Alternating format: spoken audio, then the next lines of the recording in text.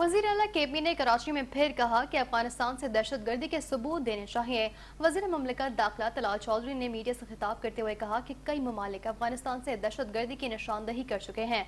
दहशत गर्द आते हैं और कार्रवाई करके छुप जाते हैं। सबसे ज्यादा दहशत गर्दी के वाकयात खैबर पख्तूनख्वा में हुए हैं। आधे से ज्यादा खैबर पख्तूनख्वा के अजला में CTD नहीं, ये गैर कानूनी अफगानों को वापस भेजना नहीं चाहते। इस नर्म रवैये की कोई तो वजह है। 11 साल में PTI के किसी ओहदेदार या अहम रहनुमा पर हमला नहीं हुआ। उन्होंने मजीद कहा कि PTI का तर्जुमान आज भी दहशत गर्दों की खुलकर मसम्मत नहीं करता। PTI हमारी सिक्योरिटी फोर्सेस के साथ खुलकर खड़ी नहीं होती।